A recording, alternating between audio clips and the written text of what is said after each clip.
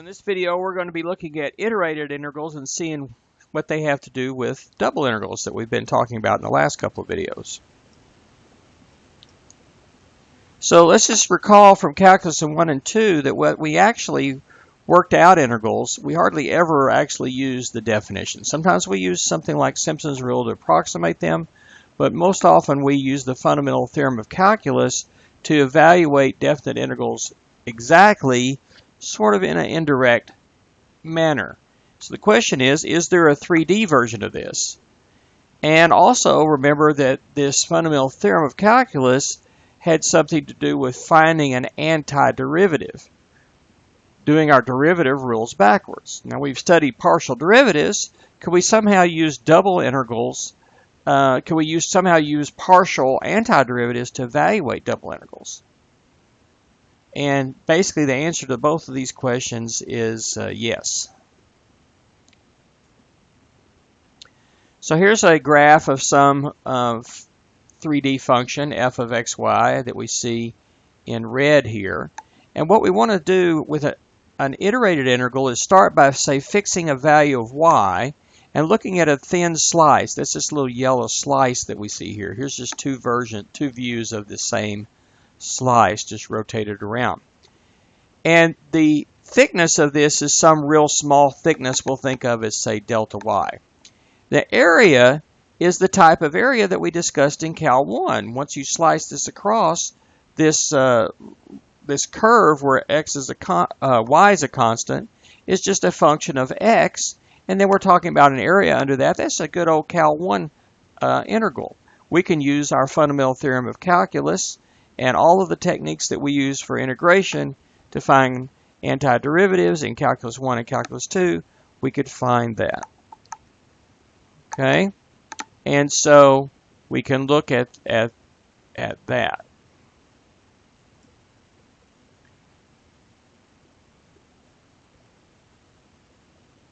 So the area that we get is an area, it actually depends on that y that we pick, but we take that function of x and y, treat it only as essentially as a function of x alone by letting y be a constant, and we do an integral of that from the x limits, say from a to b, because remember we're integrating the function from an interval a to b on x and c to d on y, so we get a rectangle down here in the xy plane for our domain. And what we're doing is this is sort of like a partial integral in a sense, that it's kind of like what we do is we can use our fundamental theorem, but when we find an antiderivative, it's really like an anti-partial derivative. And we can use all our Calculus 1 and Calculus 2 techniques to find this yellow area here. And then we multiply it by the thickness delta y, and we get a volume.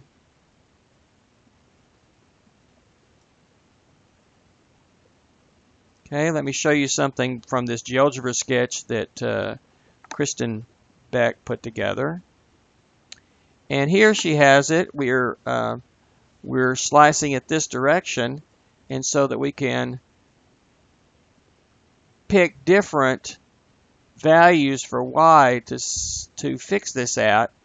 And each of these gets a different area that's a function of y, but we get that area of y by integrating our function of x and y with respect to x, treating y as a constant. By the way, we could have done this the other way around. We could have sliced it this way by letting x be a constant, and then our first integral is with respect to y, and that gives us the area as a function of x. Then we integrate that last function with respect to y. Okay, let's go back to the original version for now, because we're going to work with this one in a minute.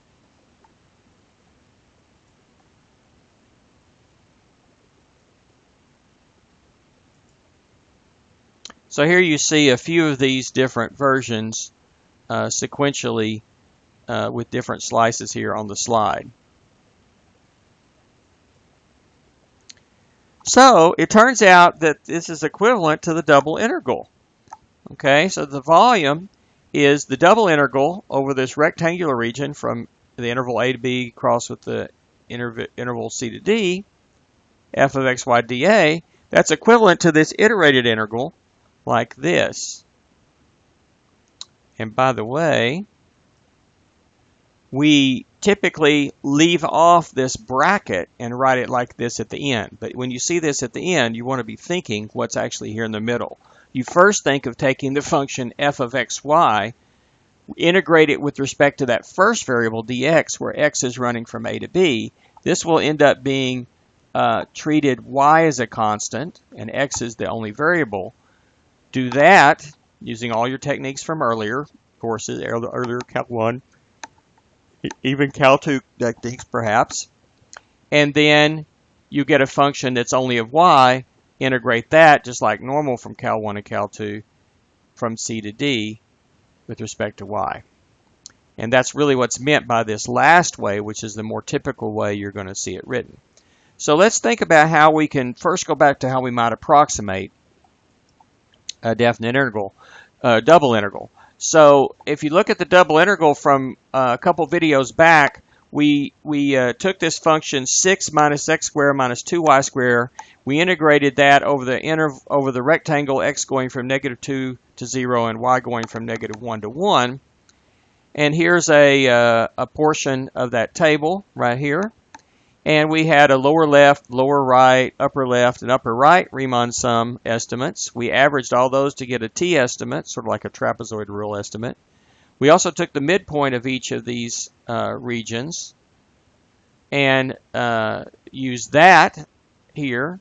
So just to show you this one right here, this region right here from this 0 to the 3 to the 5 here, this is from the lower corner, let's see, lower left corner of 0, -2, 0 to an upper right corner of -1, 1.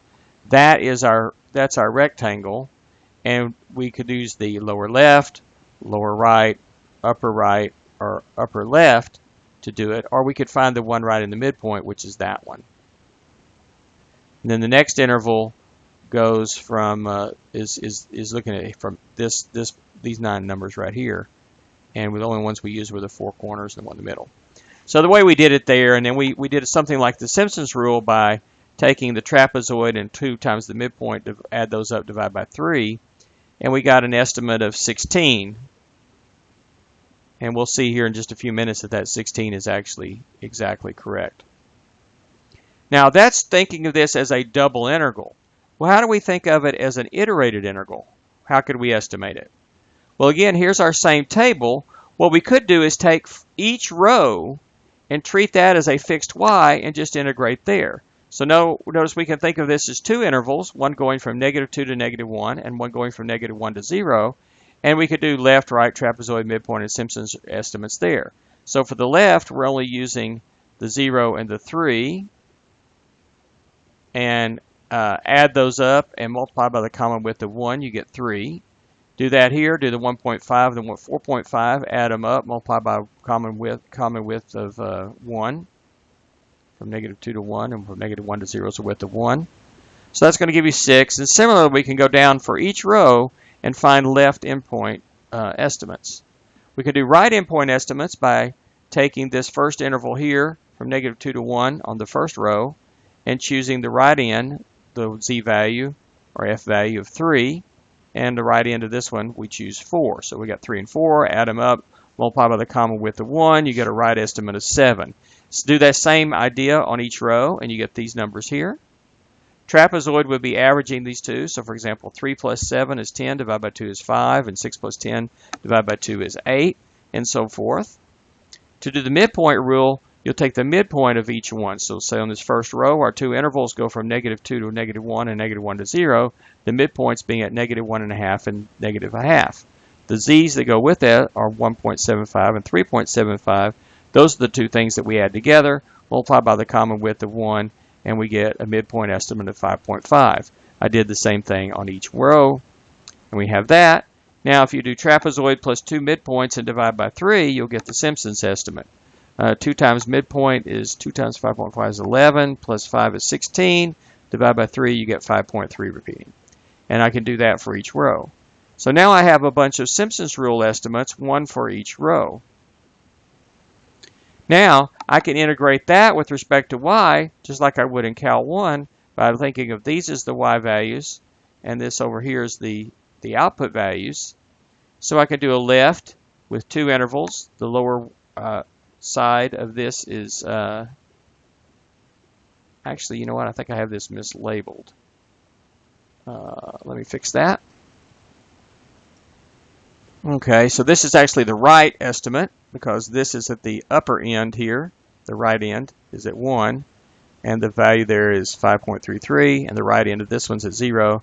So we use the corresponding S value here of 9.33. Add those up, multiply by the common delta y, which is 1, and we get 14.7. Remember, delta y runs, the one interval goes all the way from -1 to 0 here. Similarly, the left one, for this interval right here, I would use the lower side, which is 0, find its y, or its s, and it goes here, 9.33, and this one, the lower side, would be at -1.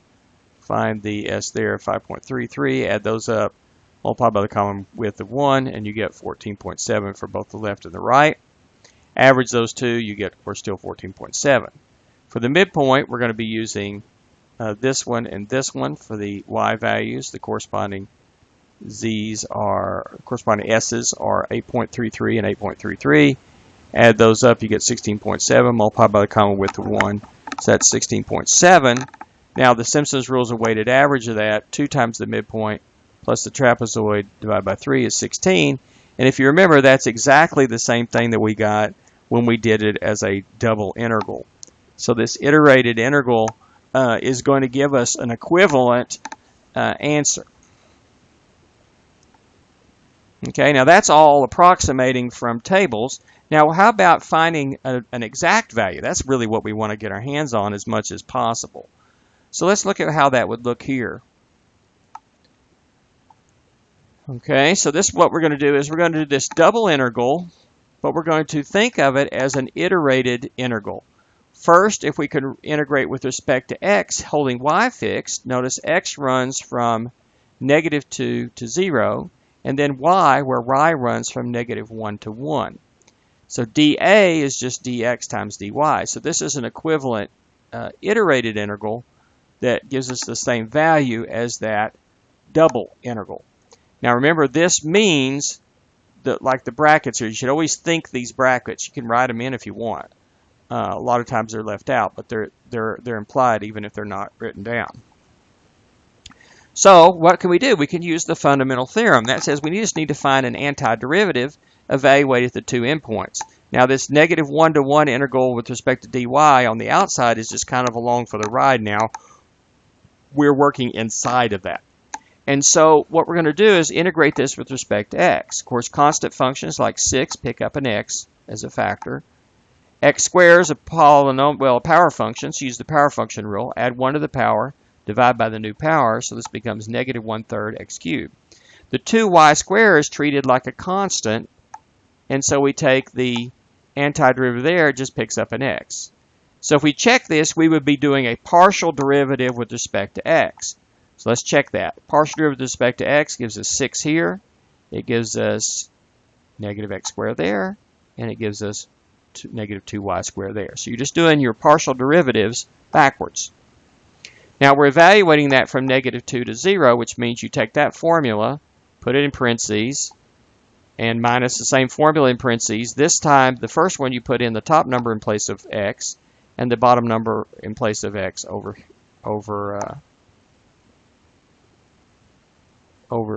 here. That's backwards. Let me fix that. Okay, now I think we have it right. So you're taking that formula right there, plugging in 0, which all those turn out to be 0, and then you plug in -2 in the place of the x's. Of course, the y's are just still y's. And so let's see, I think if I did that right, we've got this. These are all 0. Let's see, this is 1. 2 negatives is a positive. 6 times 2 is 12. Positive 12. We have 3, 4, 5 negatives for a negative. That's 8/3. And this term, we have 1, 2, 3 negatives, makes a negative there.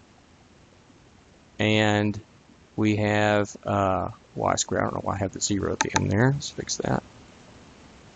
Okay, so that gets us down to, well, let's see, we need to combine like terms here. Let's see. 12 is 36 thirds minus 8 thirds is 28 thirds. So let's write this as 28 thirds minus 4y squared. All right, well, now we're just down to a regular old, pretty easy calculus 1 integral. The antiderivative here, that's 28 thirds y. And then this is a power rule, so that goes to y cubed divided by 3, so it's negative 4 thirds y cubed. Evaluate from negative 1 to 1, says you take this formula, plug in 1, minus the same formula, plug in negative 1. This is 28 thirds, minus 4 thirds, 2 negatives makes a positive, 28 thirds, 3, 4, 5 negatives is negative, and that's 4 thirds. Okay, so that's 40, let's see, 28 minus 4 is 24 thirds. It's another 24 thirds. That's 48 thirds, which is 16. So the exact value is 16, as we suspected it was from the Simpson's rule estimates, both in the double integral and the iterated integral. Now, it also turns out it doesn't matter which order you do this. This one we integrated with respect to x first and then y. We can also integrate with respect to y and then x. And this one is set up that way, so we can reverse the order.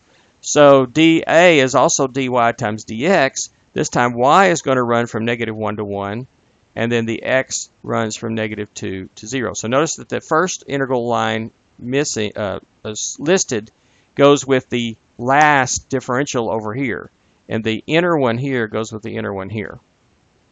And again, this means do this one in the middle first, and then apply the outer one last. So here we're treating this with respect to y being the variable. We're doing an anti-partial derivative with respect to y. So just in other words, just an antiderivative, but treat x as a constant. So the 6 and the x squared both are treated as constants. They each pick up a y when we do an antiderivative. And then this one uses a power function, so it's y cubed divided by 3. So it's negative 2 thirds y cubed. And we get this. Again, we want to check this, do a partial derivative of this thing with respect to y, and you get back where we were. Now we evaluate that from negative 1 to 1 here, which means take that formula, plug in a 1, and the same formula, plug in a negative 1. Let's see what that gives us. The integral on the outside, notice, is still kind of along for the ride all the way along from here and here, here, and here, and even here as well. Okay, so what do we have? We have 6 here. We've got minus x squared there. We got minus 2 thirds there. That's 2 negatives makes a positive, 6 there. 1, 2, 3 negatives makes a negative x squared here. And 3, 4, 5 negatives makes a negative 2 thirds there. Okay, let's put that together. That's 6 plus 6 is 12, and then we got it minus 4 thirds. 12 is 36 thirds minus 4 thirds is 32 thirds. That's where we got that. Negative x squared plus another x squared is negative 2x squared. Now we're just down to a good old Cal 1 integral. Antiderivative here would be 32 thirds x, and this one goes to the power of 3, divided by 3, so it's 32 thirds x minus 2 thirds x cubed. For the antiderivative, evaluate from negative 2 to 0. Take that formula, plug in 0, minus that formula, plug in negative 2. These are all just 0. 2 negatives makes positive. 2 times 32 is 64, and that's thirds. And then we have 3, 4, 5 negatives there. 2 cubed is 8 times 2 more is 16, and that's thirds as well. 64 thirds minus 16 thirds is 48 thirds. 48 divided by 3 is 16. So once again, we get exactly the same value, so that we can easily reverse the order of integration. In fact, this is real easy to do when these limits are constants. That's going to always happen when we're going to integrate over a rectangle for a domain, and it's really easy to switch the order. In fact, that's a good check would be to just do this both ways. Integrate with respect to x, and then integrate with respect to y, and then do it the other way around. Integrate with respect to y first, then x. And the two answers they better be the same. If you didn't make any mistakes, they will be the same. And so that gives you a way to check by doing the integration in two different orders. You can also apply some kind of approximation technique like we looked at earlier, but in this case it might be just as easy to actually just do the find the antiderivatives and find the exact value. Okay, next video we'll come back and talk about what happens if our region is not just a rectangle.